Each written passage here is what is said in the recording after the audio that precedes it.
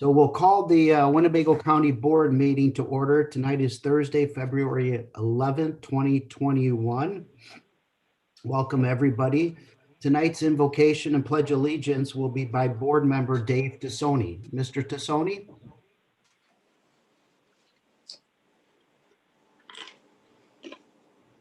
Is Mr. Tassoni on? Yeah, I'm on. There you go.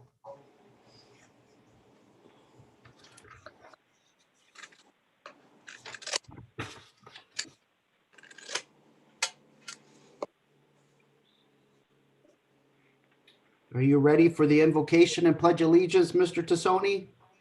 Oh, absolutely. All right. You're on board. Yeah, sorry, it took me a little bit to get my computer's been real slow here, and I didn't know I had the invocation, but I'm always good for a prayer. All right. Dear Lord, we thank you for the opportunity to meet here on Zoom this evening, and hopefully soon all together back in the boardroom. Dear Lord, we ask that you keep all our servicemen and women that protect our freedoms and our health, keep them under your wing and keep them safe. We thank you for this opportunity to enjoy another day on this great earth. Amen. Amen. I pledge allegiance To the flag To the flag United States of the United States of America, and to the republic which is which stands one nation, one nation, under God, under God, indivisible, indivisible, liberty, liberty, and justice for all. Thank you, Mr. Tassoni. Appreciate that.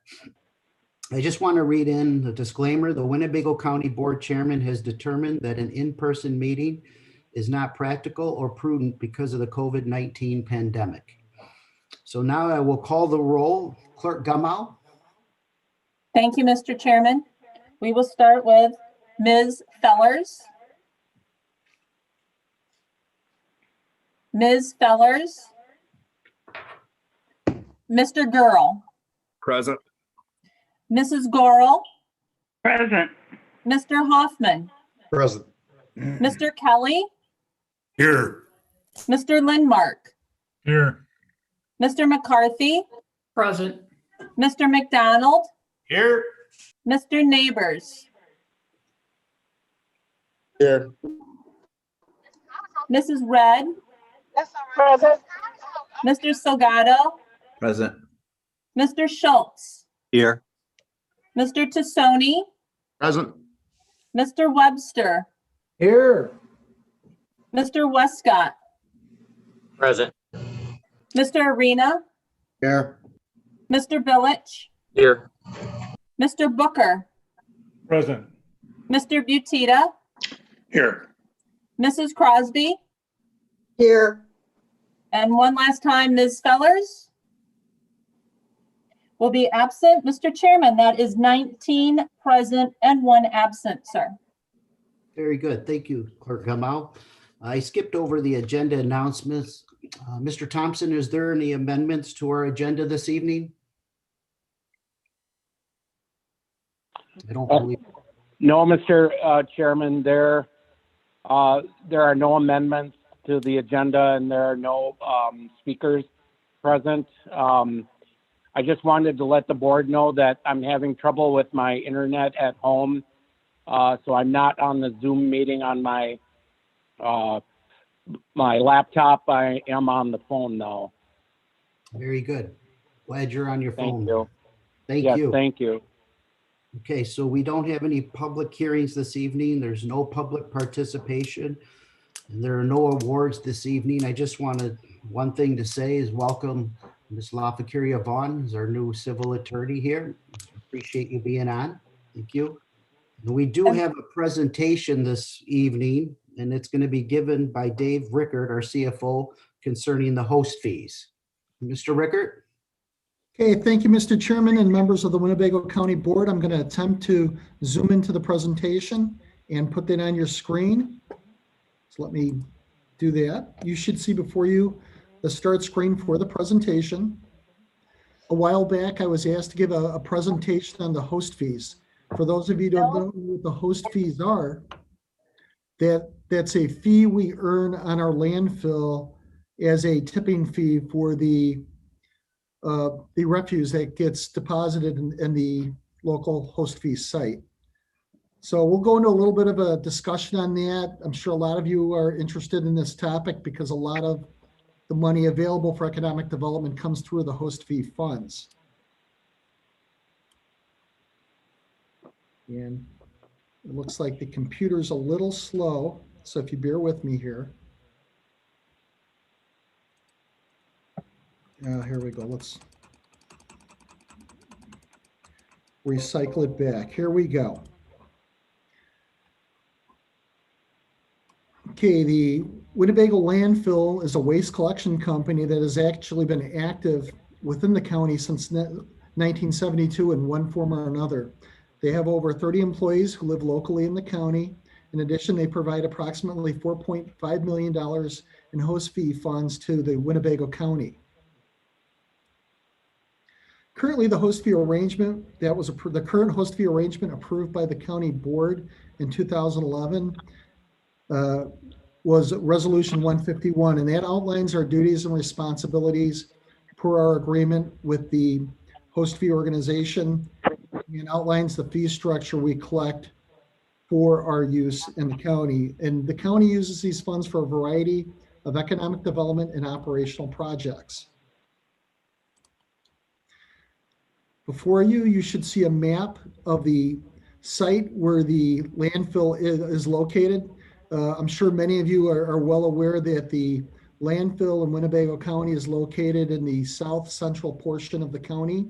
It's bordered by 11th Street on the west, mainly bordered by Baxter Road on the north, and to the east is Route 39. And the entire southern section of the landfill area is bordered by Ogle County. You can see back in 1972, this pink area where I have my mouse, that was the original location for the landfill. In 2005, they expanded out to this blue area here and over here. In 2012, they again expanded, and it's going to be all, and this is kind of hard to see, that's all this beige area. If you follow my cursor, you can see it extends all the way out to Route 39 and Ogle on the south here, so all this beige area. And the current 2021 land holdings by the landfill organization includes this area up here, just north of Baxter Road over here, and this triangle over here. So it's a fairly significant piece of property, and that is the geographic location of the landfill. And just for additional information, Ogle County operates a landfill, and I believe it's located in this geographic area over here. I want to talk a little bit about the fund balance of the fund. What you see before you is the fund balance for the host fee fund for the past 5 years.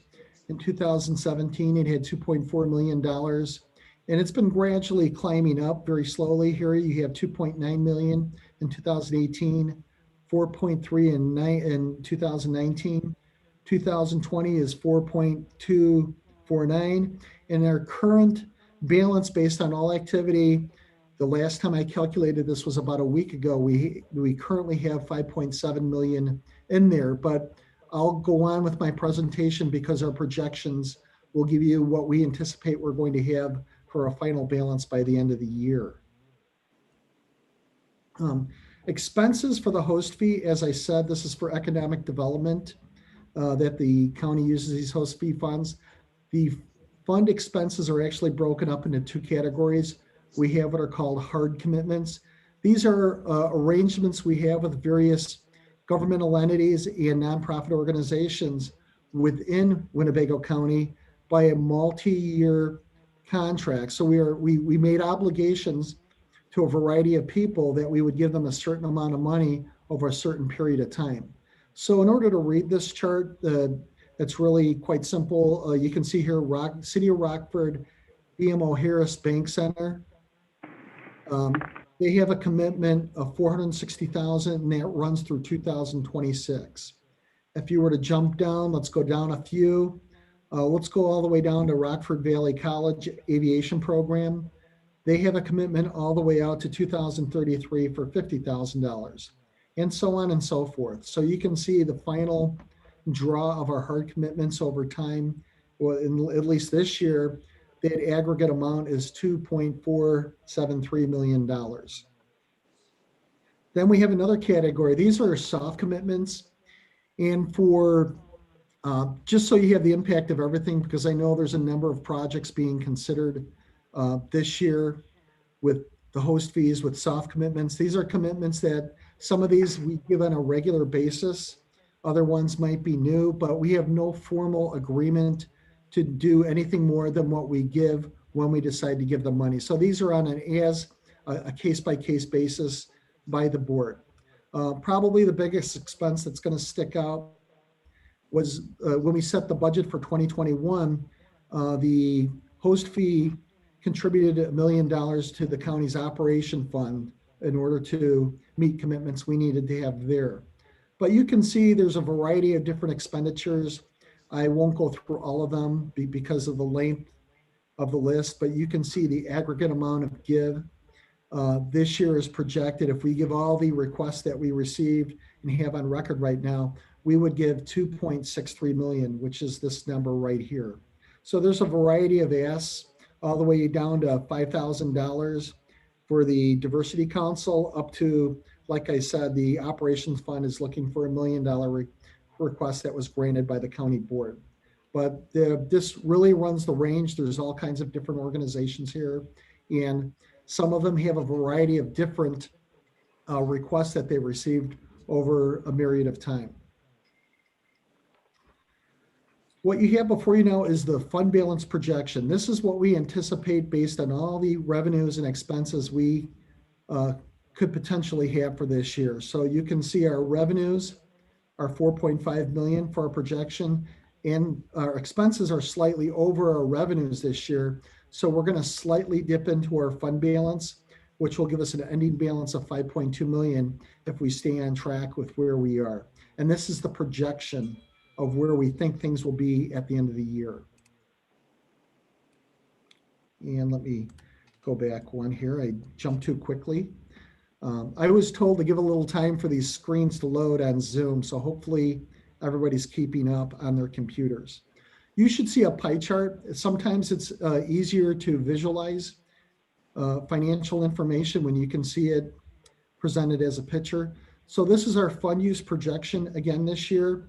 54% of our expenditures out of the fund this year are hard commitments. These are things that we have agreements with which to provide. And again, this is $2.4 million. Over here are the aggregate of all our soft commitments.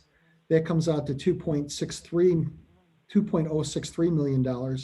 And we have a slight dip in our net reserve of $37,000, which is a reduction of about 1%. That'll come out of reserves this year. Going forward, and I think this is probably where there's a lot of interest with the board and the community, is where are we going forward? What do we see down the road? As you can see, we have a slight dip in the amount of funds we anticipate having this year because of a draw of expenses over revenue.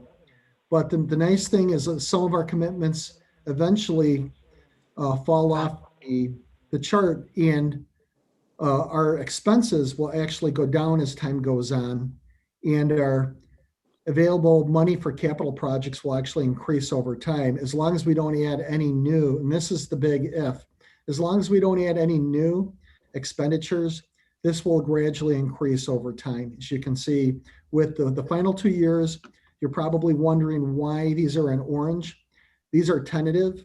Whenever you project numbers out, as far as we are, and as far as the landfill is projecting, there's always the possibility that the landfill could close early. So I want to highlight that in orange so you realize that these are tentative numbers. I would not spend this money until we have the money to spend. And it's more kind of a warning to let you know that these are not hard dollars that we're committed to, that they could potentially go away. The landfill could close in 2032 potentially. So we want to, in the act of conservatism, make sure we account for that in our presentation. That concludes my presentation. If you have questions, I'm ready, willing, and able to answer them at this time. Thank you, Mr. Rickard. I will open up for discussion from board members. I can't see any at the moment with the presentation on there. And let me see if I can remove the presentation here. I do see Mr. Arena. His hand is up. That's the only person I can see at this point. Mr. Arena? Thank you, Mr. Chairman. Mr. Rickard, your projections going out, do they assume $1 million per year towards our budget? They seem consistent with the expenditures for this year. Well, what we've done is this year that was granted by the board for this budgetary process. As you can see, that was put in as a soft commitment, which means every year the board can decide whether or not they want to provide that level of funding for that particular use. So that would be entirely up to the board if they choose to do so with that commitment. But I included it as a soft commitment because it's in the budget for this year. Okay, but so you're making the assumption that moving forward, money would go towards the general fund in that projection that you put up there. Correct. And I based the soft projections on what we are projecting for this year. Obviously, like I said in the presentation, all the soft fees are on a year-to-year basis for the board. They can choose to fund those, they can not. But I wanted to show you what that would look like if we kept our current level of expenditure going forward. Okay, thank you. Thank you. Just one second. Clerk I Gumal, have a question. I'm sorry, this is Dorothy Red. hold on one second, Ms. Red. I gotta let Clerk Gumal, Angela Fellers is present. Yes, she came on about, I noticed that she was online about 6:04. So even though she missed the roll, she will be put in the minutes as just arriving at that time. Very good. Thank you, Clerk Gumal. Thank you for clarifying. Yes. Ms. Red? Thank you, Chairman. The community center has been in touch with me, and they will probably be asking for host fee funds. What will this do to that projection that you have? Well, depending on the amount that they're asked, that would be the amount of reduction in our fund balance at the end of the year. So if they asked for $5,000, our fund fee balance for the year would be down $5,000 more. Okay. All right, thank you. Thank you, Ms. Red. Ms. Fellers?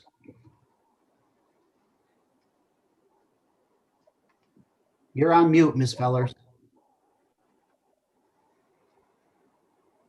Thank you, Mr. Chairman. Thank you, Mr. Rickard, for that presentation. I appreciate the information being shared with the board.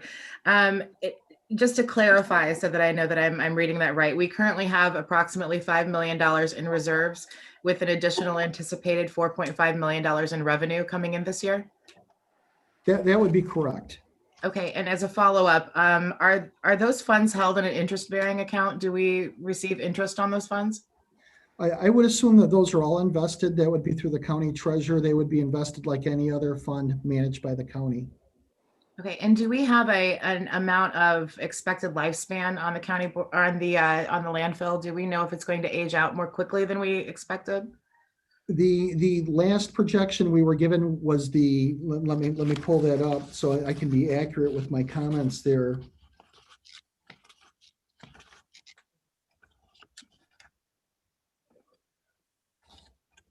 The last projection we were given, and that would be an opportunity for us to contact them to see where they are in their planning. But the projection was 2034, but I would really not project out 10 years out a revenue item that could be tentative based on the activity in the fund. As we get closer to that date, we can get more accurate information, but that would be what I would suggest in the effort to be conservative with our estimates of revenue, because you never want to spend money you don't have. And that's why we put that in orange. So when we get closer to those dates, we can either adjust those projections or we can contact the company to get updated projections. But for the purposes of this presentation, we just wanted to put some general information out for the board members to teach you a little bit about what the host fee is, how it's collected, why it's collected, and how we spend that money. Okay, and as a final question, are the funds that are in reserve, are those fungible? I'm Can we sorry. use them on anything? The money that's in reserves, can we use those on anything at any time? I believe there are constructs, the tradition for the counties to use those for economic developments, that would require reviewing the agreement that was signed and how we pledge to use those funds. The hard commitments are all committed to the uses that have been given out, but traditionally the host fee funds have been used for some form of economic development or to assist the county with expenditures that we have. Okay, I understand that traditionally they've been used that way. Are there any hard rules that say that we have to use them that way? Can they be used for help with infrastructure projects and for helping to mitigate some of the damage that we've had from COVID and to help people navigate all of this? That's entirely a decision for the board to make a review of the contract. I would suggest, without me further commenting on how you can spend that money, I would request that the state's attorney do a cursory review of the documents associated with the agreement and provide guidance to the county board on fund expenditure. Okay, thank you. Thank you for your time. I'm going to go to Mr. Kelly, then Mr. Tassoni, and then Mr. Billich. Mr. Kelly.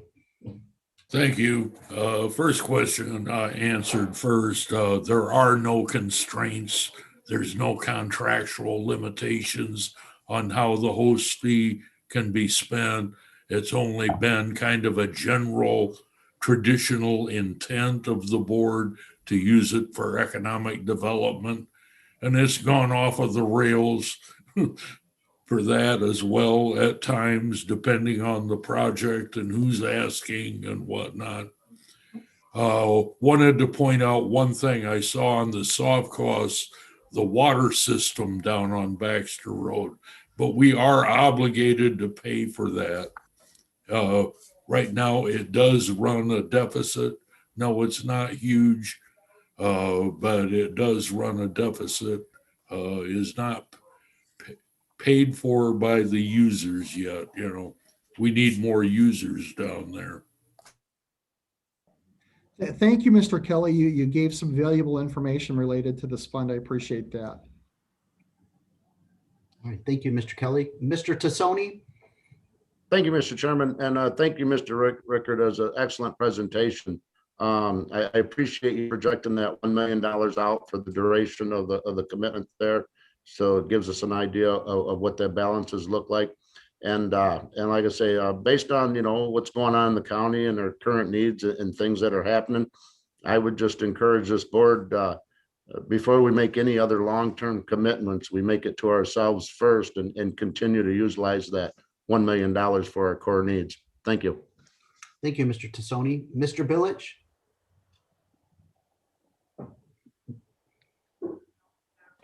Thank you, Mr. Chairman. And quick, so a question to Mr. Rickard. That money that was included in your estimations on the soft gives included a percentage that was considered an over expenditure. That was actually based on some of those are still in the works. They're not actually been approved yet by the committee or the board, correct? Correct. There are expenditures included in the, there are a number of projects being currently considered. So we haven't overspent or drawn down fund reserve, but if we spent on every project on this list, the full amount that was requested, there would be a slight overdraw. Right. And the only other thing is, I just want to make sure that I clarify that those soft expenditures, majority of those soft expenditures that you actually had on that list, they were the yearly gives that we give annually over the years that we have been. Everything from the NIU extension and the Baxter Road, like Mr. Kelly says, just to reverberate to the county board. Those are yearly gifts that we've always given prior even to my time. So that would be something that we would definitely look at. And one of the things that I tried to look at last year was actually in regards to the budget for the demolition of houses in our community. And one of the things that we failed to remember was that we also did have, even though through the health department, they did actually receive a budget that came in the form of a grant from the state for specific areas where they had the heaviest amount of demolitions that were necessary.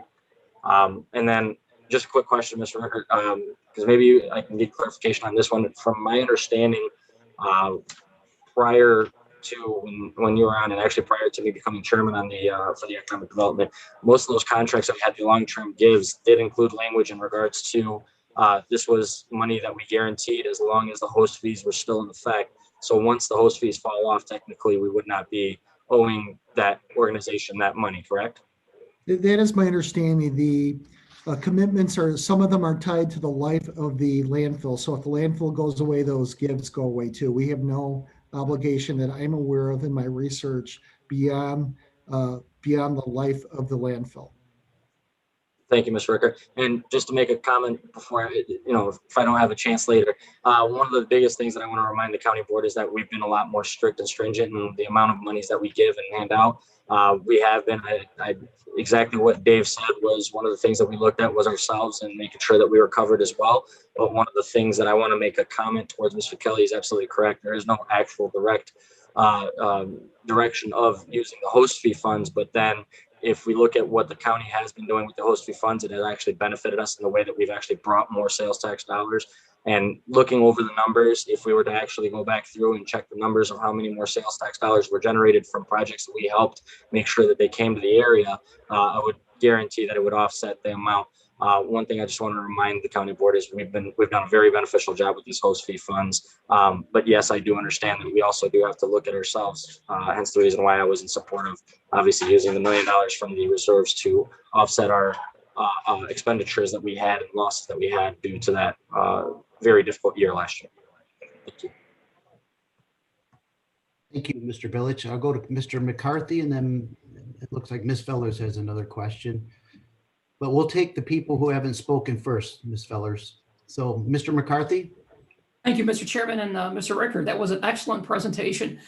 Is there any way we could get a hard copy, or maybe you could share that with us? Excellent point, Mr. McCarthy. What I'll do is we've set up a system online to where we can post financial information, and I will post that. That's a good point. Thank you. Okay, thank you. It was educational for myself. And my main question here is, from what I learned here, that the expansion, and I heard of this through a number of neighborhood organizations, maybe Mr. Kelly could also chime in on this. This is since the landfill is in his district, but it borders mine, so that backseat smell also comes into my district here. Was the expansion for this coming year on those two areas, I believe, was the neighborhoods notified of this? Are they aware of this? Any info would be helpful to me. Oh, okay. Was that question directed to me, Mr. McCarthy? Either I believe you, and maybe again, since it's in Mr. Kelly's district, he could probably shed a better insight on this as well. I would defer to Mr. Kelly. That's a little bit beyond the scope of my presentation. Thank you. Mr. Kelly? Yeah, the New Milford has been well aware of this for some time, and the landfill has been a controversy. All of the expansion that has happened to date has been previously approved, even before my time on the board. It actually happened summer of 2012. So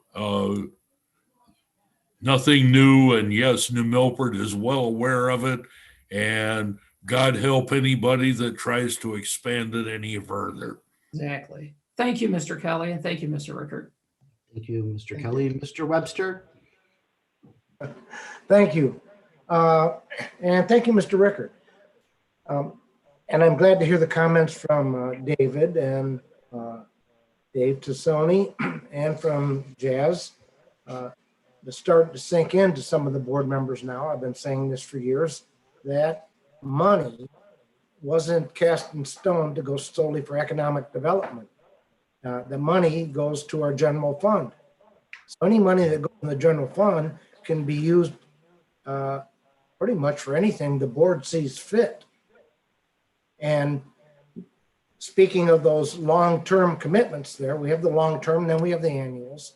The long-term, as the sheet, I don't know if you call it a spreadsheet or whatever, pointed out that as these commitments start disappearing on us, then we'll have more money will be freed up for, I call them our own needs, our county needs, specific like to county highway, for example. Our roads are in bad condition. Many of them are. We've talked about this for a number of years at that committee, at Public Works Committee. So as that money starts becoming available, then we really need to think about committing more of that to our own needs there, our own county needs that benefit everybody. Driving on a good, safe road, that benefits everyone. And that would include some types of economic development. You know, it's a lot nicer to drive on a good road to get somewhere than it is one full of potholes. And so that's kind of my comments that I have pertaining to this. And the other thing I would say is this, is that I'm glad that we're not going on, we haven't been going on any long-term commitments now for the past couple of years. We need to get away from that, from those very long-term commitments, because as the years go by, we don't know when that manna from heaven, in other words, the host fee money, is going to dry up on us. And it could dry up sooner than expected if that landfill gets filled up sooner than anticipated. And that could very well happen because other area landfills are getting to the point where they're filled and they will be closed, and that will put more pressure on our landfill, as we call ours. It's not ours by ownership, but we call it ours. So that's my 2 cents worth for this evening. Thank you, Mr. Webster. Mr. Salgado? Thank you, Mr. Chairman. Thank you, Mr. Richter, for that presentation. One of the comments was, if, as Mr. McCarthy alluded, having a copy, and good thing that you can put that out there for us for the financial piece of it. So I'm looking for that. Second piece is, I know that in the past we came out with a policy or for the host fees, which talked about where we could, you know, spend that money from infrastructure to et cetera, et cetera. So maybe the economic development can revisit that and kind of put that out there. So there is, I know we do have some sort of policy out there that's out there. I don't know if we've actually enforced it or continued to use it, but something that the host fees could take up again and kind of revisit that and see exactly what direction the county wants to head in, what those different criterias are. But I remember we developed that policy in place for community service as well, giving out to the community, infrastructure, et cetera, economic development. So there's that policy out there. So just would hope that, you know, we continue to revisit that and kind of look at the policy again through Economic Development Committee. That'd be it. The other piece that I'd like to kind of touch on is, I brought this up before in the past about investing the money, you know, setting a principal balance aside, whether it's through stocks, bonds, whatever it is, something fixed instruments. I know that I'm pretty sure the treasurer's office does have an interest-bearing account, whatever it is, but set some of that money out. So like, say, for example, $1 million, say we have a 6%, that's aggressive, you know, 6% return. It's about $60,000 that could potentially go out to the community as well. And we maintain that principal balance as we go. So something to think about. I've kind of brought this up in the past. I think something Mr. Richter maybe can take upon himself and kind of do some investigation on that. I greatly appreciate it. I'd like to keep the principal. I kind of look at it as an endowment that we have out there, and we kind of live off the interest, right, on some of these smaller projects, or, you know, giving out to the community, and we keep the principal balance as a whole. So not entirely are we getting rid of, you know, if we have a deficit on the reserves, you know, essentially, you know, we're continuing to keep that principal balance there. So hopefully, you know, Mr. Ricker can look into it. I know I've talked about it multiple times about that, but a strategy that we can do, obviously, and it could be beneficial for the county, and we maintain that principal balance going forward. So those are my comments that I wanted just to bring up. Thank you. Chairman, Andrew. I'm sorry. Mr. Ricker, do you want to respond to this? Can I please, thank you, Mr. Salgado, for your comments. I think I can address some of those questions now. One of the things, as far as investments, in Illinois, government entities have to invest based on the Public Funds Investment Act. So we're very restricted with the type of investments and products we can buy. I'd be more than happy to meet with the county treasurer to discuss any opportunities she wants to bounce off me as far as ideas for investing. But really, the Public Funds Investment Act is fairly restrictive.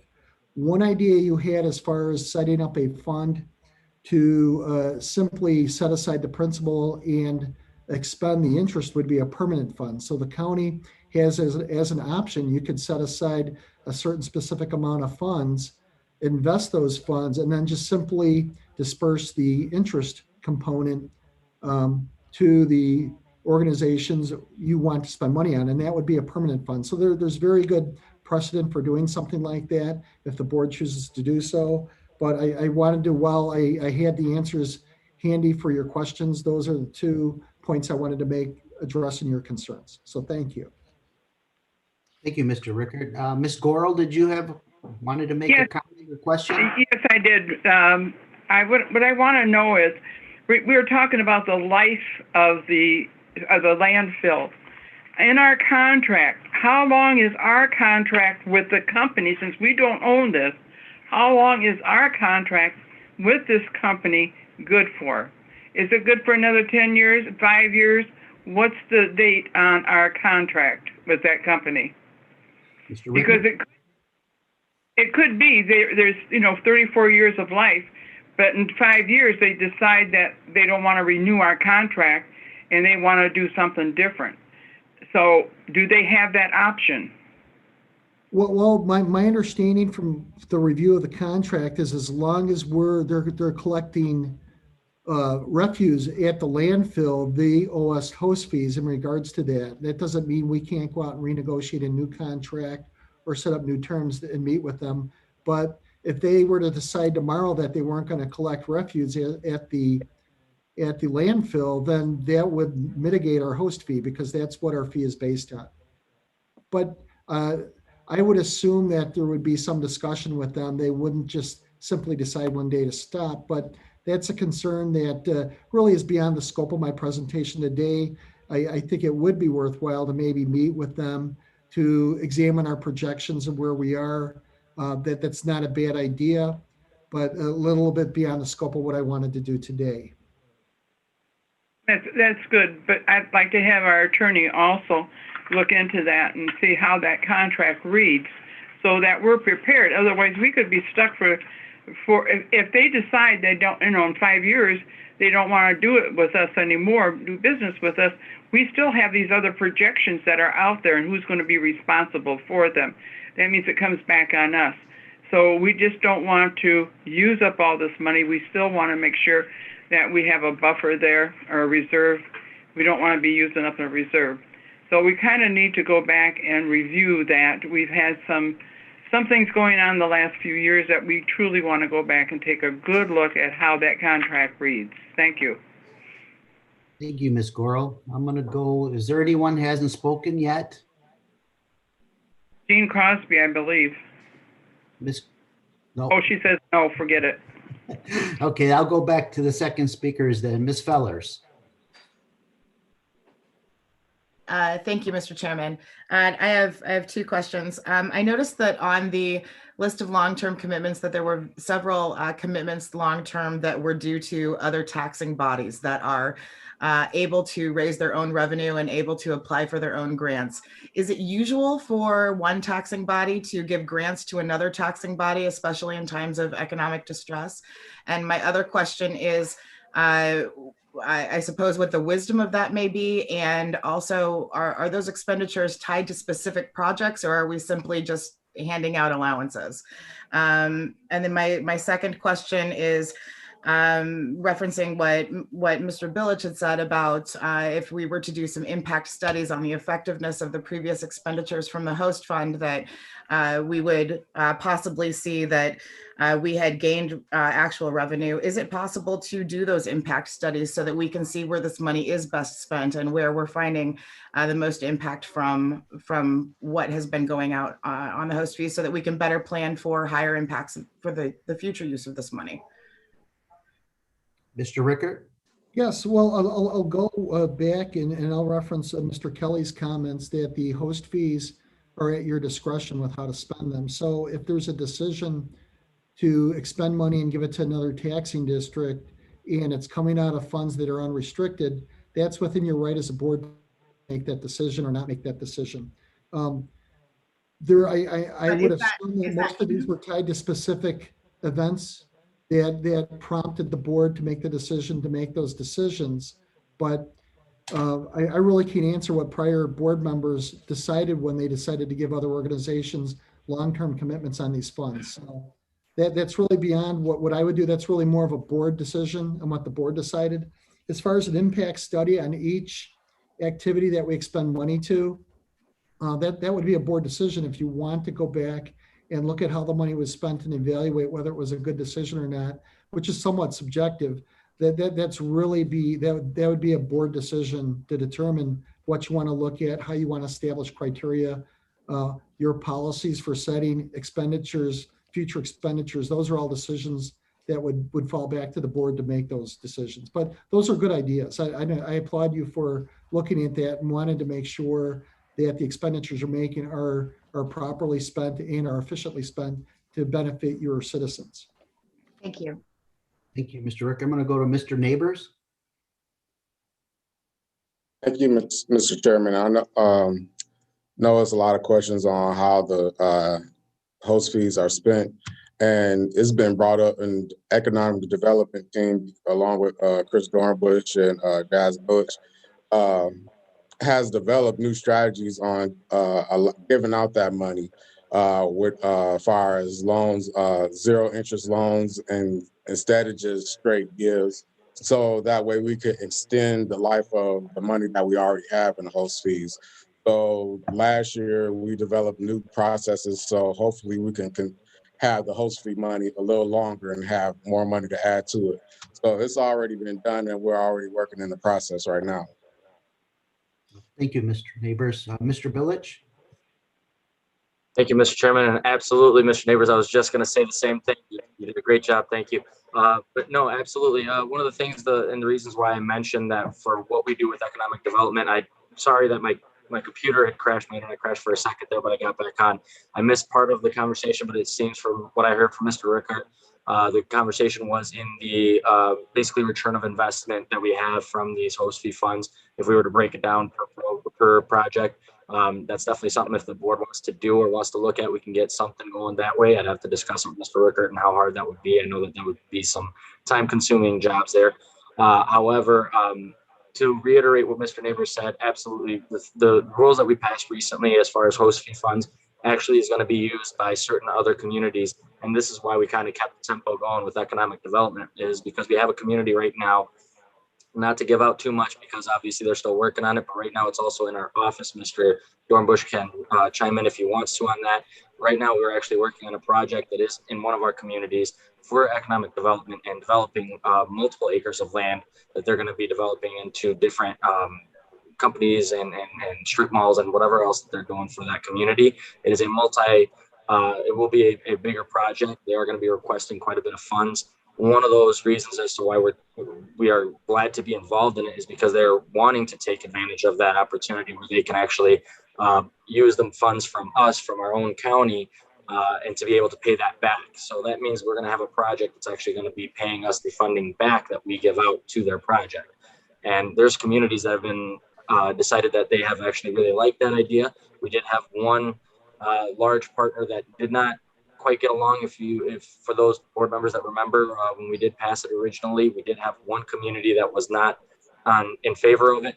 However, the rest of the community seemed to be in favor of it because they understand that we're actually providing this service. One of the things that we've discussed over the years is we always want to have some kind of tools to encourage and entice business growth and economic growth in our community, but in some way, shape, or form, that's also going to be benefiting, obviously, at the end of it, the whole community, with the county board obviously giving economic development funding sources as well as tax, not rebates, but tax abatements and so on.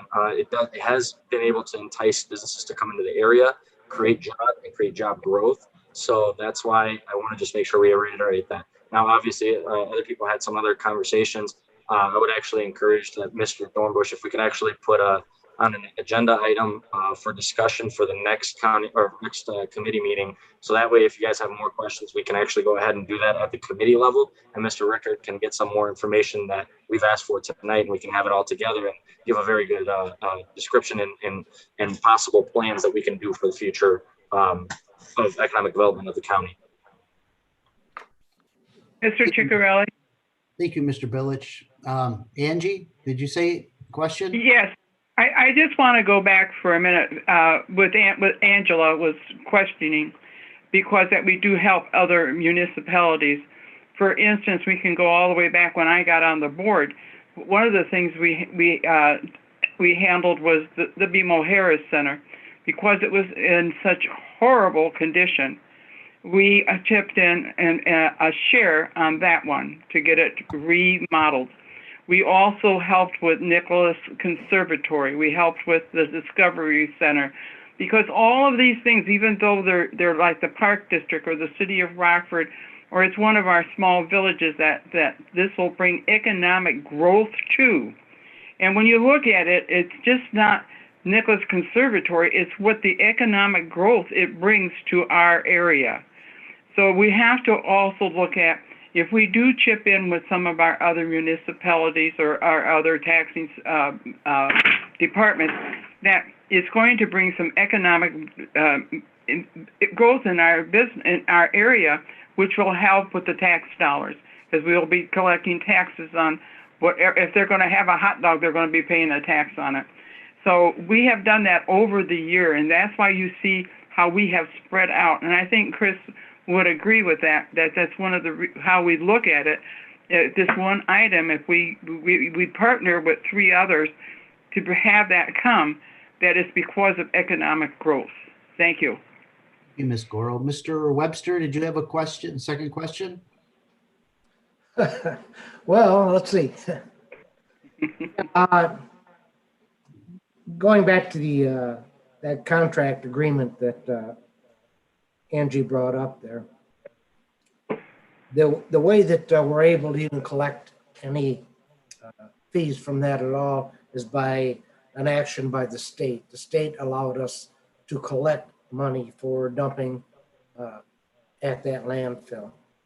And so the contract that we have, the negotiation part of that, I was on the solid waste subcommittee when this happened. And so the contract there involved how much money per ton we would get paid. And so when that contract that we have, that will last as long as the landfill is open, as far as I can recollect. At some point in the future, though, that contract could be open. I would thinking that we could renegotiate the fees, because after this was all said and done, after a length of time, some of the discussion was, geez, we could have squeezed more money out of them on this per tonnage that got dumped in there. And so the trash that comes from outside of our county, they pay a higher rate than those within our county. So our locals don't have to pay as much money. And so that's all part of that negotiations there on that thing. As far as other taxing bodies getting help from us, those that have their own tax levies, that has been the bone of contention on just about all of these long-term commitments that we've made. This is in response to Ms. Feller's question there. And yes, when other taxing bodies have their own tax levy, and then they come to us and want some of the money that we have when we're struggling with our own budget to meet our own budget needs, that's a heck of a difficult discussion to try to say, yeah, we can give them some of our money, the money that we don't have. And then what do? And so then we're hurting in the end. And so that's all a part of this with that host fee money. I've said over the years, it's been a blessing in disguise in one way, but in another way, it's been a curse.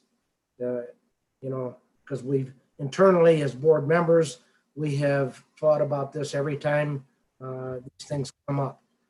The ones now that that we don't generally have much fight about are the annual ones that we have. And so the Diversity Council, Severson Dells, Soil and Water Conservation, the U of I, it's the 4-H program. These things are all educational programs that are, we can see direct results of those coming to our citizens of the entire county. And so on those, we don't generally have a whole lot of, internal fighting among ourselves. It's the long-term ones there that, boy, oh boy, those are the ones we wrestle with. So I thought that was my 2 cents originally. So now you got my 3 cents. I'm done. Thank you for your 3 cents, Mr. Webster. Mr. Kelly. Thank you, Chairman. Jim, you got to remember we have a competitor just a couple of miles away across the county line. If we start raising our prices per ton and get non-competitive with Orchard Hills, the money will start going away. You got to remain competitive. And I understand it's pretty competitive right now.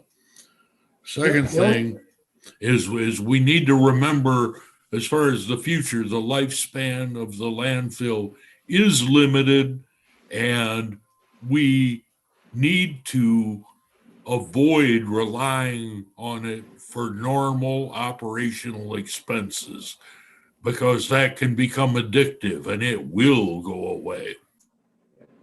Thank you, David, for reminding us of that. The other thing I'll remind all of us, though, is that, pardon me for saying button in, but that landfill is the largest in the state of Illinois.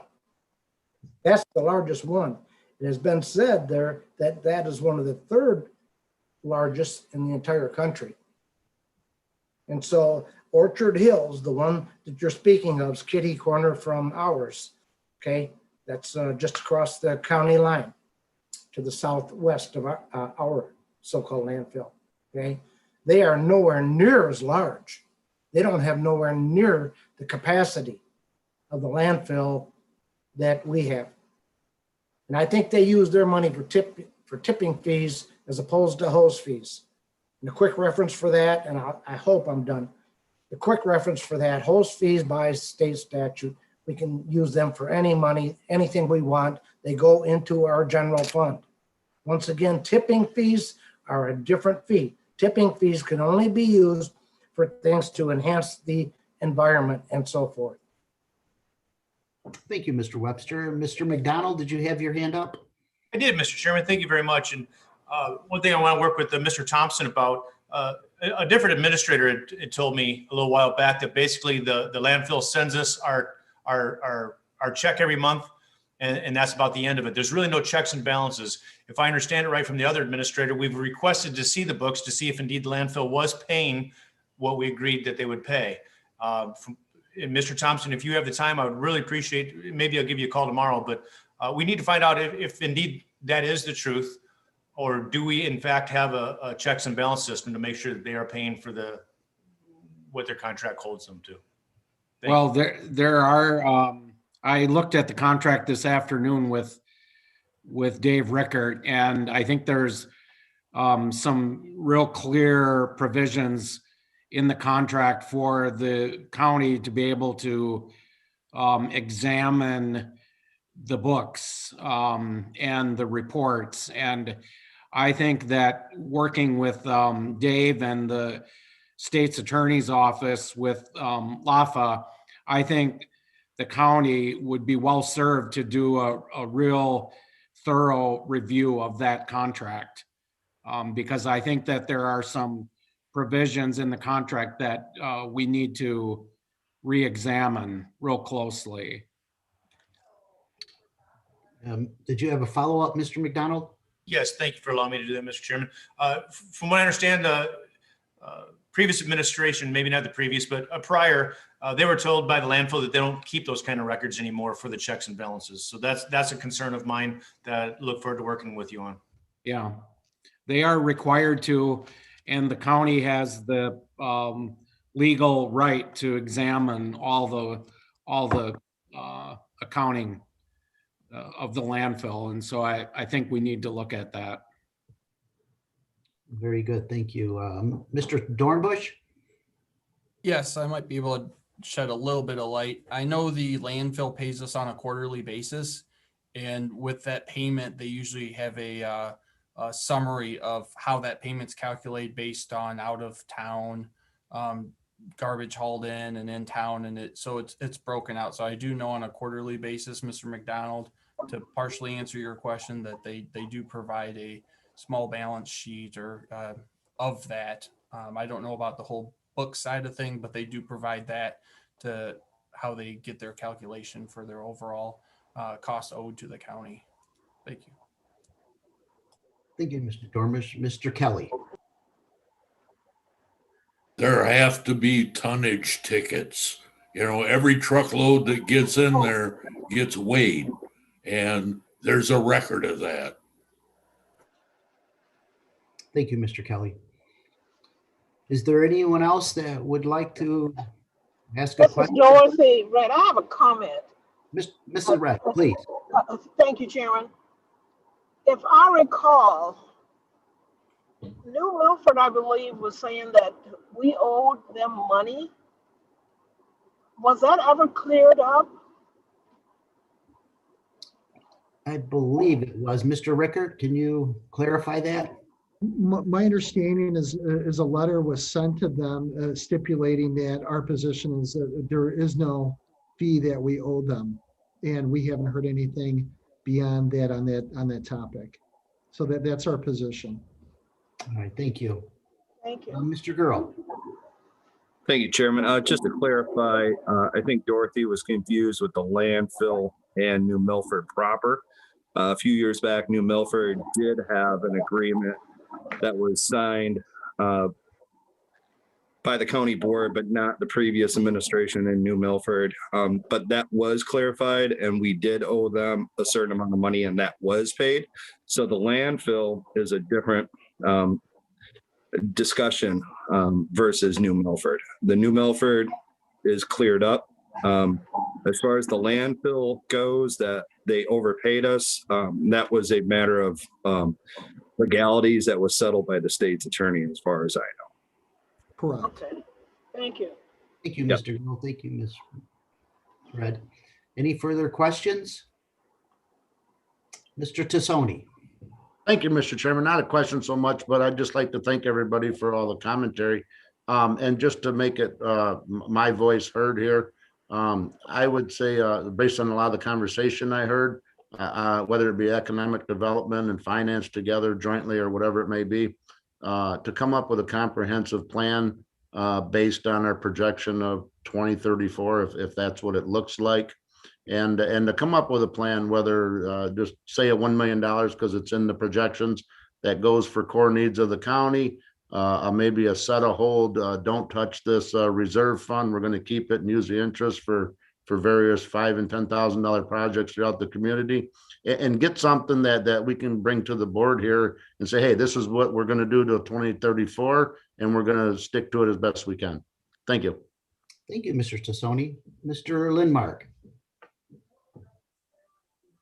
Yeah, I agree with Mr. Tassoni. We need to get a long-term plan, look out into the future, make sure we save so much back in reserves, and let's come up with a plan on how we want to spend some of this on our own county, stuff we can make money off of. Plans like roads, or like Mr. Billich was talking, things we put money into that ends up coming back to us and in the end doesn't cost us anything. But I believe long-term planning is crucial here, and that's my 2 cents. Thank you. Thank you, Mr. Lindmark. Okay, is there any other board members who'd like to speak on this? Well, thank you, Mr. Rickert. Wonderful presentation, and thank you to all the county board members who asked wonderful questions and comments. We will be having part 2 of this coming up shortly. We are working very diligently on a waste to energy plan. There's been a lot of comments made this evening and other times about the landfill capping and closing. And just remember, the EPA regulations could come in at any time for decisions that could cause a close and cap at that landfill. So we really have to start thinking about how we treat our waste in this community in a different way, other than just burying it. So that has been a priority of mine, and I know several people in this board.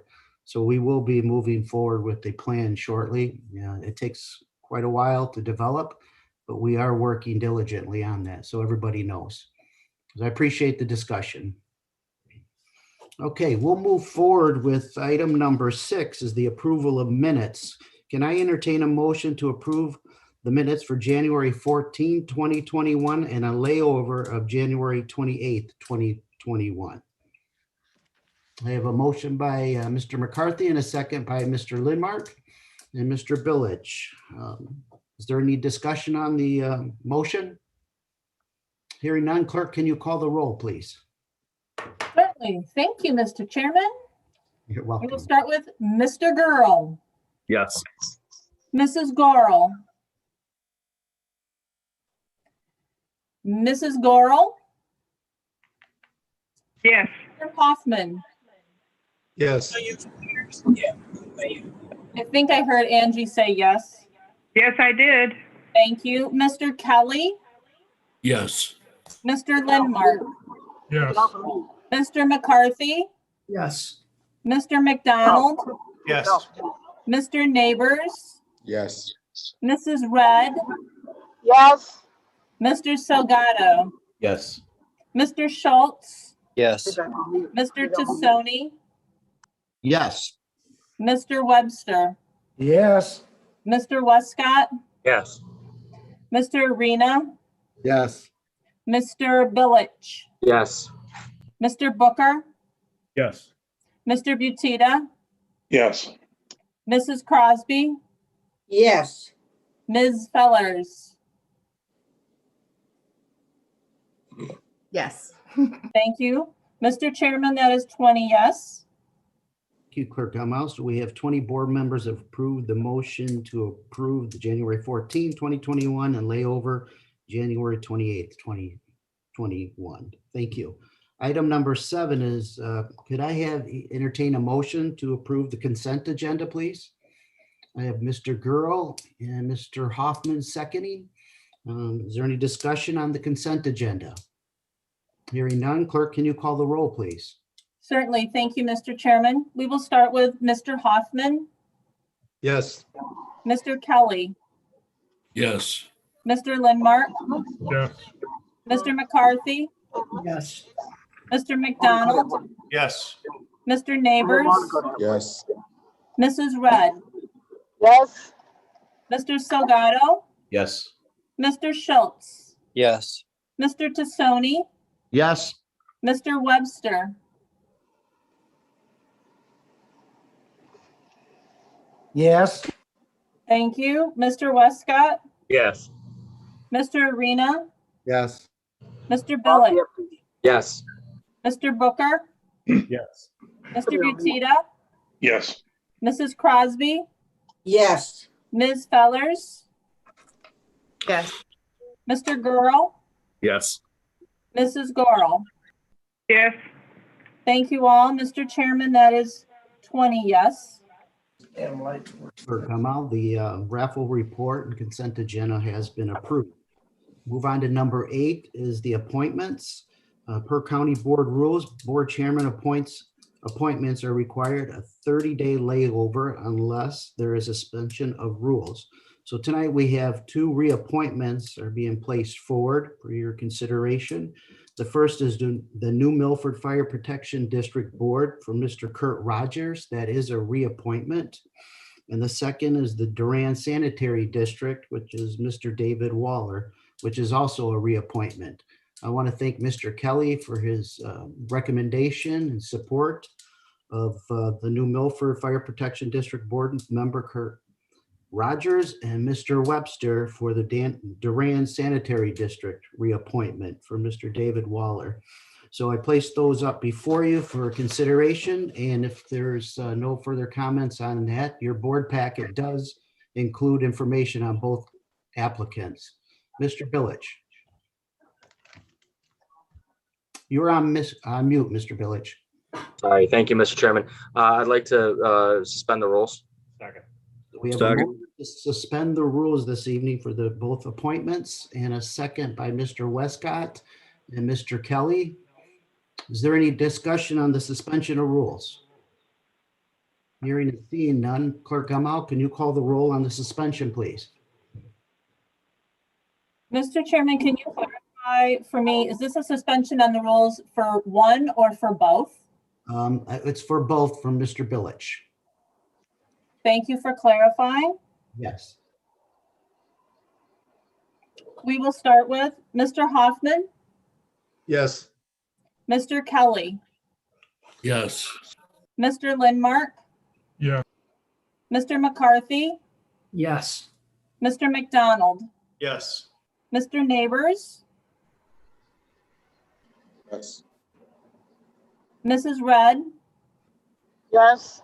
Mr. Salgado, Yes. Mr. Schultz, Yes. Mr. Tassoni, Yes. Mr. Webster, Oh, yes. Mr. Westcott, Yes. Mr. Arena, Yes. Mr. Billich, Yes. Mr. Booker, Yes. Mr. Butita, Yes. Mrs. Crosby, Yes. Ms. Fellers, Yes. Mr. Gurl, Yes. Mrs. Gorl. Yes. Thank you all. Mr. Chairman, that is 20 yes. Thank you. So the rules are suspended now. Can I entertain a motion to approve the reappointment of Mr. Kurt Rogers and Mr. David Waller for this evening? I got a motion by Ms. Fellers and a second by Mr. Kelly and Mr. Webster. Is there any discussion? Hearing and seeing none. Clerk Gamal, can you call the roll, please? Certainly, Mr. Chairman. We will start with Mr. Kelly, Yes. Mr. Lindmark, Yes. Mr. McCarthy, Yes. Mr. McDonald, Yes. Mr. Neighbors, Yes. Mrs. Red, Yes. Mr. Salgado, Yes. Mr. Schultz, Yes. Mr. Tassoni, Yes. Mr. Webster, Yes. Mr. Westcott, Yes. Mr. Arena, Yes. Mr. Billich, Yes. Mr. Booker, Yes. Mr. Butita, Yes. Mrs. Crosby, Yes. Ms. Fellers, Yes. Mr. Gurl, Yes. Mrs. Gorl, Yes. Mr. Hoffman. Yes. Thank you all. Mr. Chairman, that is 20 yes. Thank you. So both reappointments have been confirmed. I really appreciate all your support on those appointments to the board. Thank you. We'll move on to item number 9 is the reports of standing committees. The first one is the Finance Committee with Mr. Salgado. Thank you, Mr. Chairman. The Finance Committee has 19 items tonight. The first one is I'd like to move to approve the resolution authorizing settlement of litigation, Serena J. Samuels versus County of Winnebago, and I so move. Thank you. We have a motion by Mr. Salgado and we have a second by Mr. Butita and Mr. Hoffman and Mr. Arena. Is there any discussion on the resolution authorizing settlement of litigation? Hearing or seeing none, Clerk Gamal, can you please call the roll? Certainly, Mr. Chairman. Thank you. We will start with Mr. Lindmark, Yes. Mr. McCarthy, Yes. Mr. McDonald, Yes. Mr. Neighbors, Yes. Mrs. Red,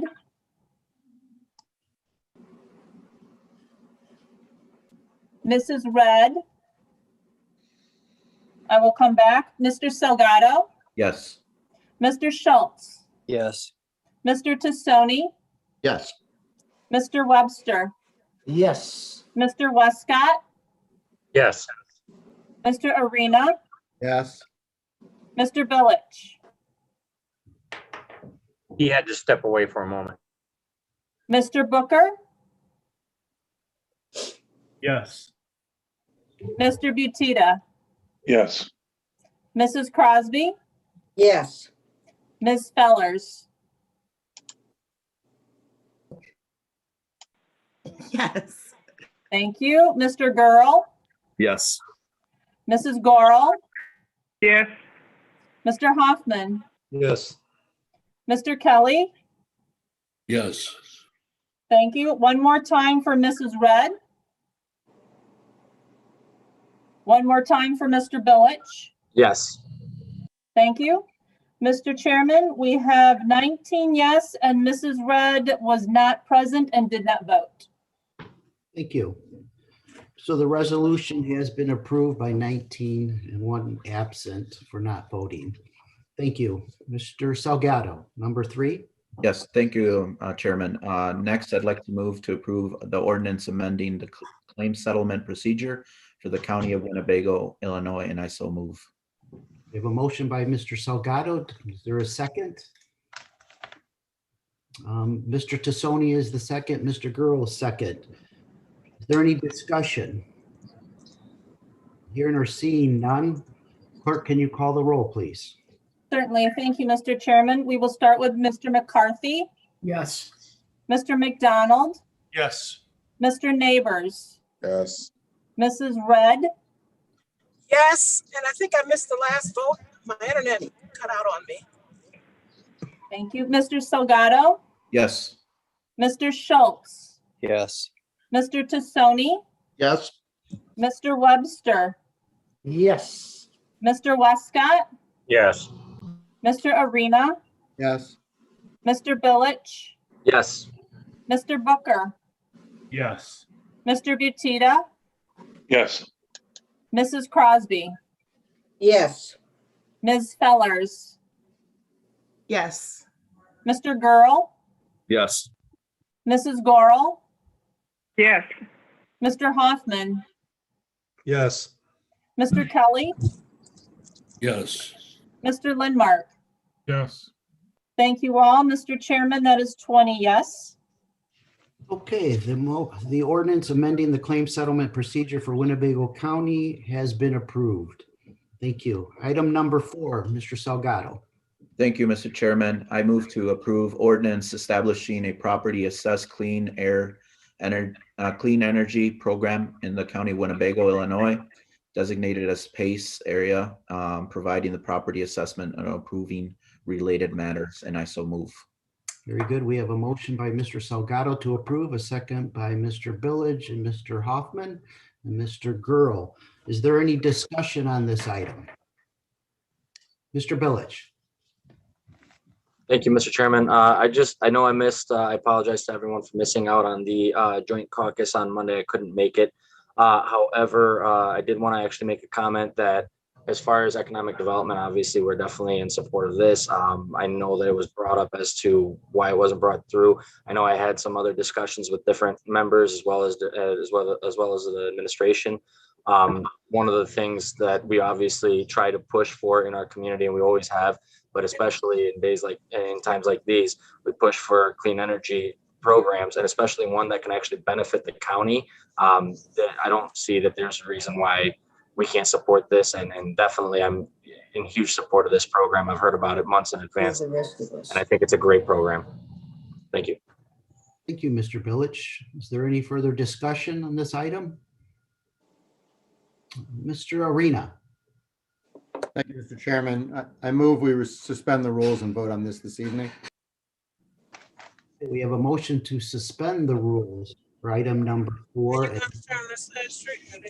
think it's. And we have a second by Mr. McCarthy and Ms. Fellers.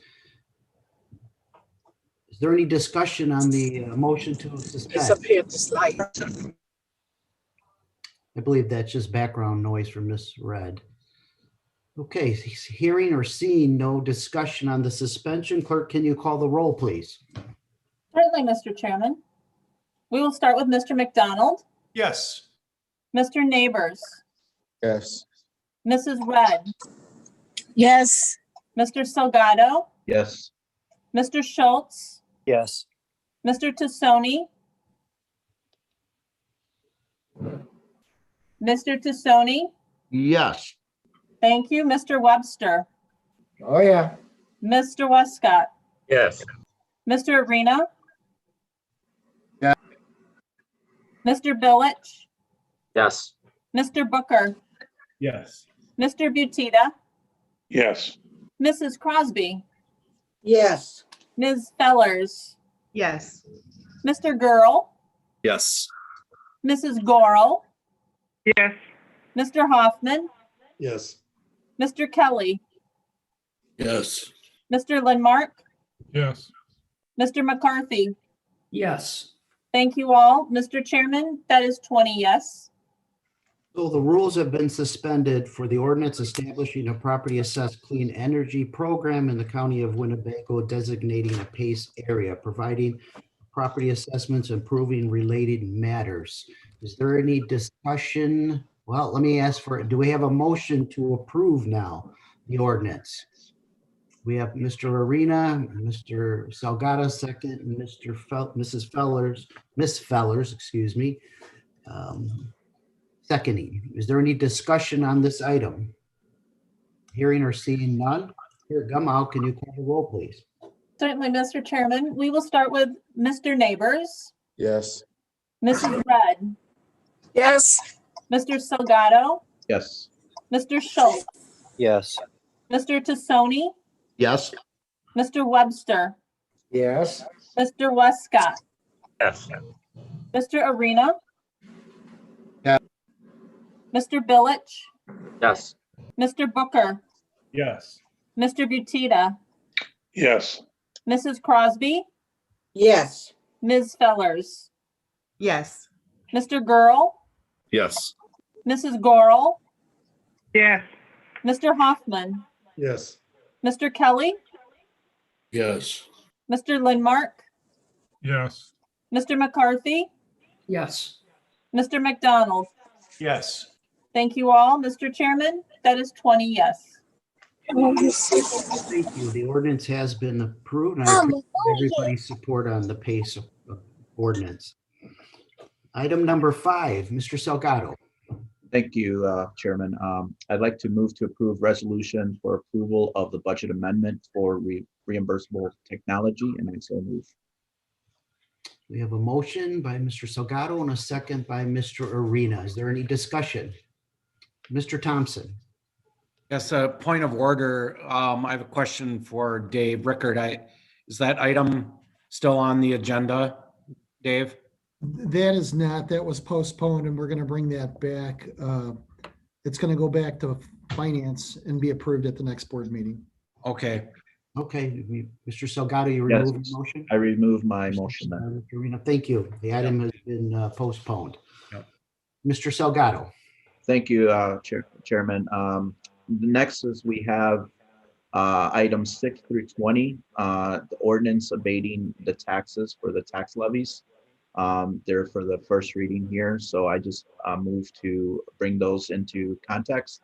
They're to be laid over, so I want to obviously combine together from 6 through 20. Very good, Mr. Salgado. Just a clarification from Alafakiri Vaughn. Attorney, do we have to read them individually to just, or is that okay to assemble them as one? I would say you can read it as one. Just read it as one? Very good. And that's your wishes, Mr. Salgado? That is correct. So Okay. then, Mr. Chairman, if I may, I'd like to suspend the rules and vote on it tonight as well for those. Okay, so Mr. Salgado would like to suspend the rules. That's a motion to suspend items 5, I believe, through 19 now. 6 through, yeah. Correct? So 5 through 19 on the suspension of rules. Do I have a second? Mr. Hoffman is a second, and Mr. Kelly. Very good. Is there any discussion on the suspension? Hearing or seeing none, Clerk Gamal, can you call the roll, please? Certainly, Mr. Chairman. We will start with Mrs. Red. Mrs. Red, She's on mute. I'll come back. Mr. Salgado, Yes. Mr. Schultz, Yes. Mr. Tassoni, Yes. Mr. Webster, Yes. Mr. Westcott, Yes. Mr. Arena, Yes. Mr. Billich, Yes. Mr. Booker, I'm sorry, I'm having a Okay, hard take time over. hearing with the interference. I believe that's misread. Okay, all right, thank you. That's a yes. Okay, I'm gonna go back to Mr. Booker. If everyone could put mute on until they vote, we're getting some bad feedback here. Thank you. Mr. Booker? Yes. Thank you. Mr. Butita? Yes. Mrs. Crosby? Yes. Ms. Fellers? Yes. Mr. Girl? Yes. Mrs. Gorel? Yes. Mr. Hoffman? Yes. Mr. Kelly? Yes. Mr. Lindmark? Yes. Mr. McCarthy? Yes. Mr. McDonald? Yes. Mr. Neighbors? Yes. Thank you all. Mr. Chairman, that is 20 yes on the suspension. Okay, the rules have been suspended from item number 5 to 19. Mr. Salgado, please. Yeah, thank you, Mr. Chairman. So then I move to approve items 5 through 19, which are the ordinance abating for the tax levies, and I so move on that. We have a motion to approve and a second by Angela Fellers. Is there any discussion? Hearing and seeing none. Clerk, can you call the roll, please? Certainly, Mr. Chairman. We will start with Mr. Salgado, Yes. Mr. Schultz, Yes. Mr. Tassoni, Yes. Mr. Webster, Yes. Mr. Westcott, Yes. Mr. Arena, Yes. Mr. Billich, Yes. Mr. Booker, Yes. Mr. Butita, Yes. Mrs. Crosby, Yes. Ms. Fellers, Yes. Mr. Girl, Yes. Mrs. Gorel, Yes. Mr. Hoffman, Yes. Mr. Kelly, Yes. Mr. Lindmark, Yes. Mr. McCarthy, Yes. Mr. McDonald, Yes. Mr. Neighbors, Yes. Mrs. Red. Yes. Thank you all. Mr. Chairman, that is 20 yes. Thank you, Clerk Gumbel. So item 5 through 19 have been approved. That's the ordinance abating the tax levies for year 2020. Thank you, Mr. Salgado. Yep. Thank you. We'll move to the zoning committee. Mr. Webster. We have no report. Okay, no report this evening. Thank you, sir. We move on to Economic Development Committee. Mr. Billich. Thank you, Mr. Chairman. We have a meeting that's going to be scheduled coming up shortly. A couple different items that we're going to be looking at, but we have no report for tonight. Thank you. Thank you, Mr. Billich. Operations Administrative Committee, Mr. Keith McDonald. Thank you, Mr. Chairman. We have no report. Thank you, Mr. McDonald. Public Works Committee, Mr. Tassoni. Thank you, Mr. Chairman. We have no report at this time. Thank you, Mr. Tassoni. Public Safety and Judiciary Committee, Mr. Girl. Thank you, Mr. Chairman. No report this time. Thank you, Mr. Girl. Item number 10 is unfinished business. Is there any unfinished business before this board this evening? Very good. Seeing none. Item number 11 is new business. Do we have any new business in front of this board this evening? Mr. Tassoni. Thank you, Mr. Chairman. Just one thing that I know it was spoken by yourself, or at least administration back when, that under the pandemic rules and Zoom rules that we had to cast a vote for every member. I say we pass an ordinance that we can cast a yes for all members present somehow, some way. It just don't make sense. So that's in light, but and you know, I watching the national news and things and going on across the world and becoming a little bit more popular is the banning of one-time use plastics, whether it be bags and water bottles. And I know there's been some discussion here and there over the years. Winnebago County unincorporated especially doesn't have a recycling option or plan for any of its residents. So, you know, I would just ask out to the board here, someone who's a little bit more passionate than myself, if we could come up with a recycling program or something that puts a hit on, Walmart bags, just to point them out, or one-time use plastics, and something that we could do to just bring a little more stricter policy to our community and maybe offer some recycling options to unincorporation. Maybe that would be if it come down to some monies that we could spend out of the host fees to get a program like that up and running. And like I say, if I can't believe I'm the only one who's seen it, but the amount of plastics in our public waters and our oceans and showing up on our islands and littering fields and in the trees, it's something probably needs to be done about it sooner than later. Thank you. Thank you, Mr. Tassoni. And unfortunately, I do agree with you on the roll call on every vote, but according to the Open Meetings Act that the governor has put out, that we have to do that. So it's unfortunate, but we have to do that. I know Mr. Girl has spoken about what you just spoke about, Mr. Tassoni. So I believe, Mr. Girl, you would like to speak. Yes, absolutely. Thank you, Mr. Chairman. Thank you, Mr. Tassoni, for bringing that up. I think it was a few years back that actually on the board floor, after seeing the amount of plastic that is not only in our waterways, but hanging from our trees, and the Illinois tumbleweed, otherwise known as the plastic bag. I asked for a ban or at least a look at how we manufacture plastic. Unfortunately, the county being a non-home rule entity, we are guided by state law as far as plastics and taxes go. But I would love to have this conversation with some of our elected leaders on our state delegation, along with our congressional leaders. It is imperative that we have to do something. Within just a couple decades, plastics in the ocean will actually outweigh sea life. So it is definitely something that we have to do. It's not a problem that is centralized or located in Middle East countries or third world countries. This is a problem throughout the entire earth. So, and if you look at Rockford, holistically, we are right by the Mississippi, which feeds into the Gulf, which is a large contributor to plastic waste. So we have to do something, and it all starts at home.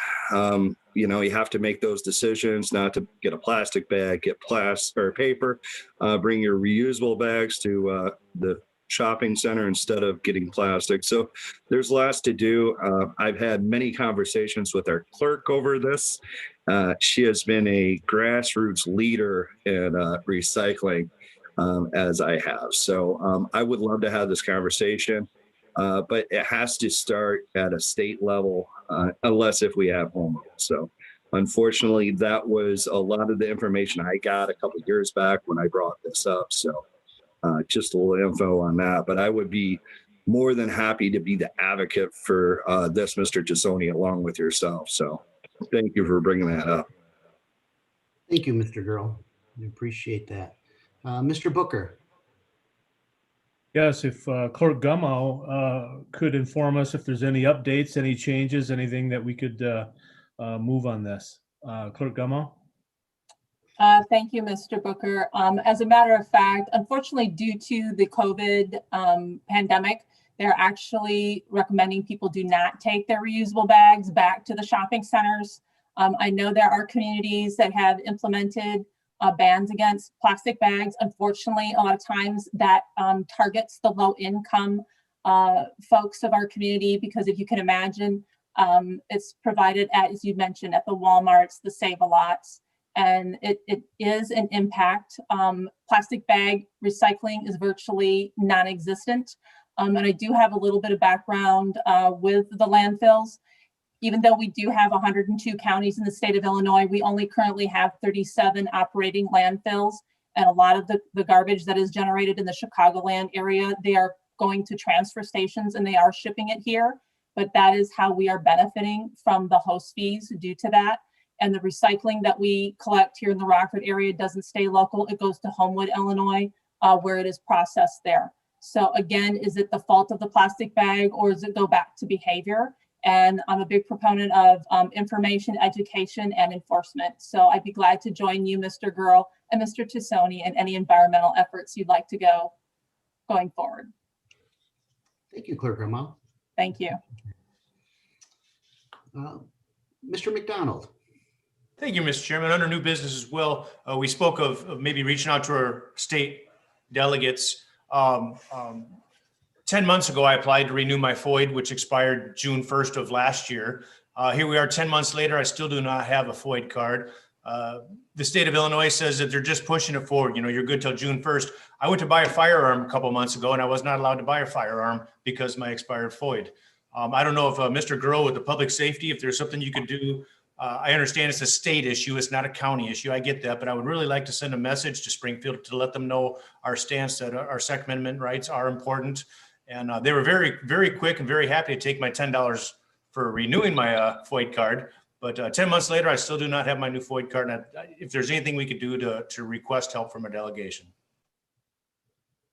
Thank you, Mr. McDonald. Well noted, and we will make sure that we have a discussion with the governor's office on that.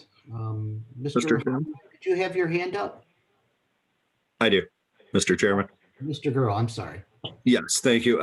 Just in reference to Mr. McDonald's comment there, I would be happy to work with our administration and craft a letter based on on behalf of the county board, urging our governor and our state delegates to work to improve the FOID process. There's no reason that this process should have fallen this far behind. I know the pandemic has caused some hardships, but this is something that needs to be addressed. So I'll work with Mr. McDonald and our administration to craft a letter for this county board. So thank you. Thank you, Mr. Girl. Okay, any new business in front of this board? Okay, we'll move on to item number 12 is announcements and communications. Clerk Lori Gummow. Thank you, Mr. Chairman. The items listed below were received as correspondence. Thank you for that. I would also like to make an announcement. Mr. Thompson, we had some good news, didn't we, about River Bluff? Yes, we did. Do you want to announce the news, Angie? We have become a 3-star nursing home now. We are going straight up, and I want to thank Mr. Thompson for all his involvement in helping this get moved forward. So it's something to our favor, and I truly appreciate it. And thank you to all you board members for backing us up on this. Without you, we couldn't have gotten this far. And thank you, Mr. Thompson, for your involvement in this. Thanks to all of you. Yep, thank you, Angie. It's good news for River Bluff, and it's a good reflection on the work that Pat McDermott and her team are doing out at River Bluff. So thank you to the board for your support. Yes, that is wonderful news. Mr. Girl. Thank you, Mr. Chairman.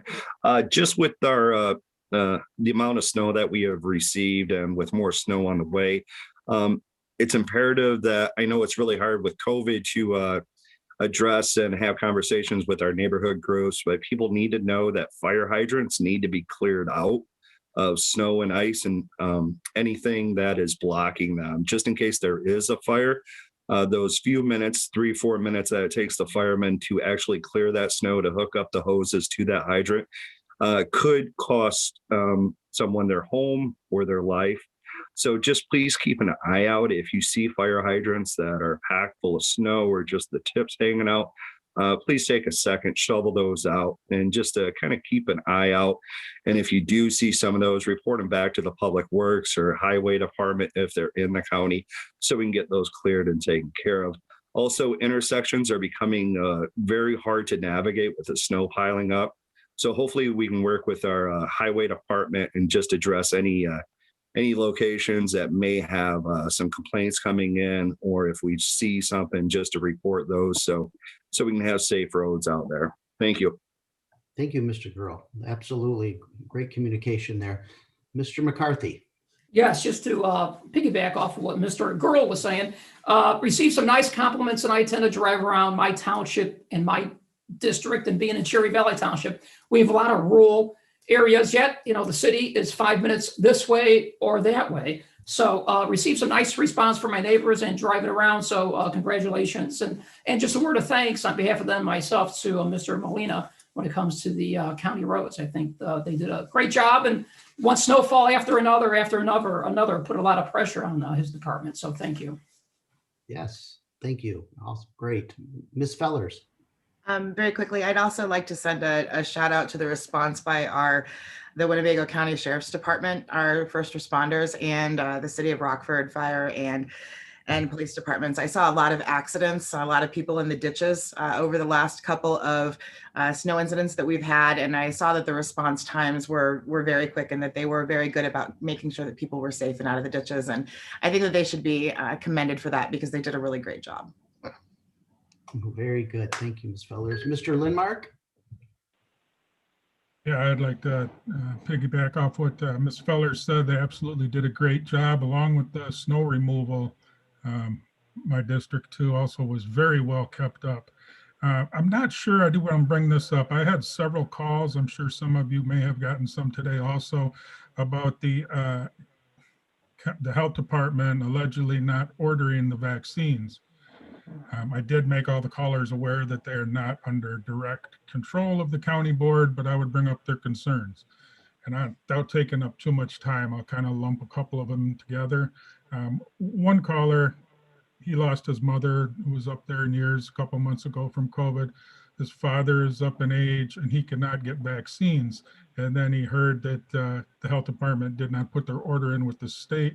He was very irate. His father can't get vaccines and they weren't ordered. How can this happen? If it did, I don't know. We're in the middle of a pandemic.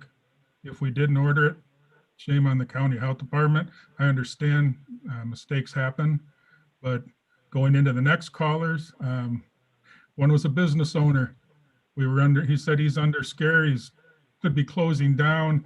It's been months now, this pandemic. The county health department has basically shut everything down along with the governor, didn't blame everything on the health department, but we go off and we're going to close our business. This is his quote, possibly close it. We can't have customers. We can't have this and that, but we don't order the vaccine, allegedly again. I think it would behoove of Winnebago County Health Department and all of us on the board and the public to be a little more transparent about what happened. Again, allegedly, nobody knows, nobody has said if they did or didn't. I just wanted to represent my constituents and I do agree with them. Thank you, Mr. Chairman. Thank you, Mr. Lindmark. Ms. Fellers. I would like to make some comments on piggybacking on Mr. Lindmark. I know that today that it was brought forward in the news stories that there may have been some confusion or with the orders, which resulted in doses being less than what had been expected.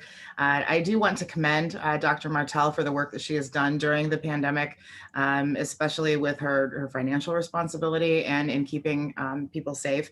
I don't think it's important right now to find out, who may be to blame. I know that they're conflicting stories. What's really important is that we make sure that everyone's safe and that we continue to work to replace the missing doses.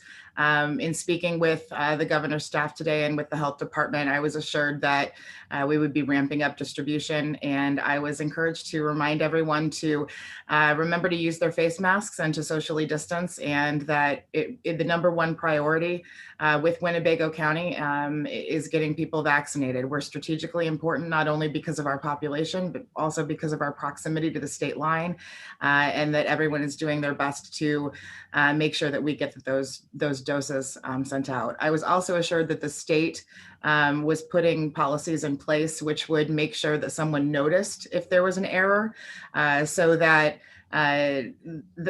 recognizing that there is a problem with the doses not being received by the county, but also a problem in not being notified about that until too late. And so I appreciate the work that Mr. Shirelli did, our chairman did today, as well as everyone else who jumped on board for an all hands on deck to make sure that we were keeping our community safe. Thank you.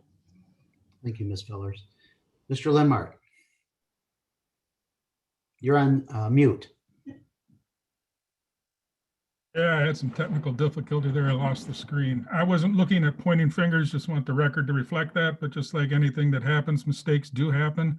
But in the business world, you have corrective actions. We've been dealing with this pandemic for what, 10 months now? And now we're putting in measures to catch mistakes. I think that's a little more reactive than proactive. I'd like to look for us to be a little more proactive in this and get the vaccinations out. It should have never happened. Thank you. Thank you, Mr. Lindmark. Mr. McDonald? Thank you, Mr. Chairman. I think I don't mean to speak for you, Mr. Lindmark, but I think it's a root cause analysis. So we obviously had a failure in the system. So we need to do a root cause analysis to find out why we had that failure and what we can do to prevent the failure in the future. Thank you, Mr. McDonald. And, you know, each county board member should feel free to contact Dr. Martell. And I would highly recommend that, to speak with her about this issue.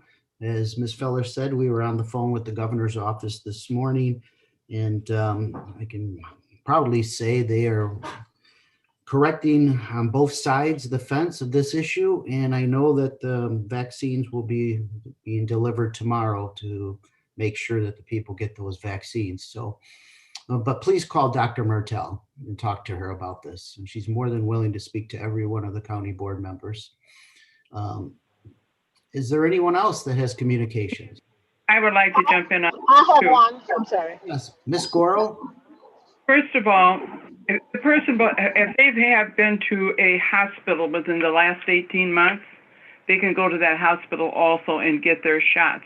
It doesn't have to come through the health department. Right now, they're starting to line up the different pharmacies also to be able to start giving out these shots. There's more than the health department getting all the vaccine for the shot. So please, I even had Swedish American call me to find out if I wanted to go over there and get my series done there. I know other people that belong to the other hospitals, they're all getting calls. So there's a lot of avenues besides the health department that is not all distributed through the health department. What the health department gets is what the health department uses.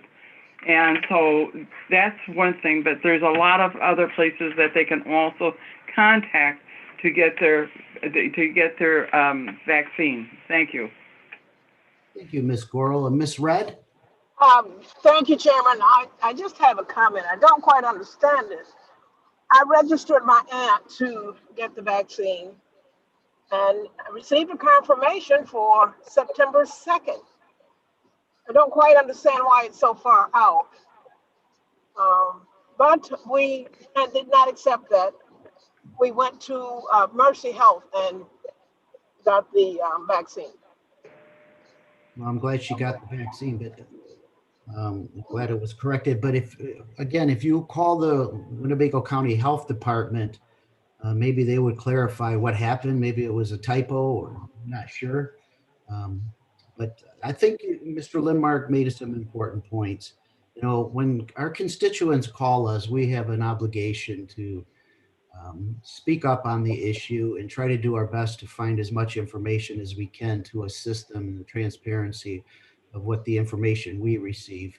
It is the goal of my administration to make sure that each department brings forward as much information as possible before things hit the news media.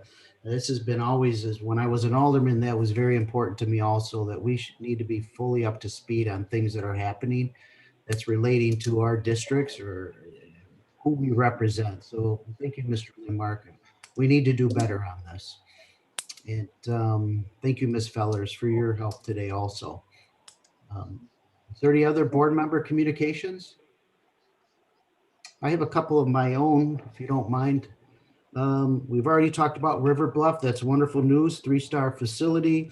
Also, we lost Mr. Dick Hines a couple of weeks ago. He passed away on Monday, January 25th. He served on the Building and Mechanical Board of Appeals for the Winnebago County and several other boards in our community. So my condolences go out to the Hines family. Also, at the next county board meeting, we will be having that presentation from the Mental Health Board representative, I believe Jason from R1PC. So that is going on. I want to thank Paul Arena for all his work that he's been helping me and the county on for the emergency rental assistance grant. That's that $8.3 million grant. We're trying to get that off the ground here very shortly for much needed relief for landlords and tenants. And I also want to thank Angela Fellers for her help with me on the legislative agenda. You're doing a fantastic job. We will be accumulating all the information so we can bring forward and have some type of a legislative agenda that we can all agree on so we can start working better with the state legislators and the governor's office. So last week I was able to meet with the governor, and I made sure that he understands that the county is alive and well and that we have a wonderful board to work with here during this administration. He was happy to see that I was there to speak with him. I spoke with his government affairs committee or government affairs person, I believe Chris Shallow is his last name. He's more than willing to talk to any county board member at any time for any type of issues. I'm glad to see that communication opened, and he sounds like a wonderful person. And it's very good that we stay in constant communication with our legislators and the governor's office, no matter what side of the fence you're on with your ideology or policy. We need to work together, and they need to hear what our concerns are and what relief we need. So please, anytime you have any type of issue, pass it on through me, or I can actually give out Chris Shallow's phone number if he agrees to that. So every board member has access to the governor's office. It should not just be a me alone. So I want that. I'll make sure he's good with that, giving out on what number he would like to give out.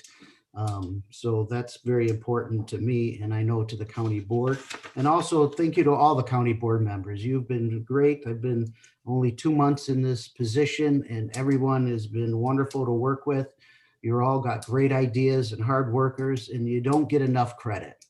I know as when I was an alderman, sometimes you feel like you're boxed in and you don't have enough accolades. You deal with constituents all day and problems all day, but I just want to say thank you to all of you. And it's been a joy working with all of you so far these first 2 months. And we got a lot of good work coming ahead of us. So thank you. Is there anyone else that wanted to have any communication? If not, I have a motion to adjourn. Mr. Girl and Mr. Salgado second. All in favor of the adjournment, say aye. Aye.